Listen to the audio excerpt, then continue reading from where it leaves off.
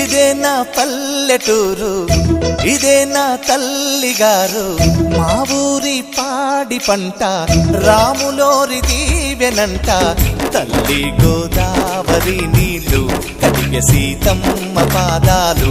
ఊరంతా hi hi hi, మనసంతా hi hi hi. ఇదే నా పల్లెటూరు, ఇదే నా తల్లిగారు. మా ఊరి పాడి పంట రాములోరి దీవెనంట.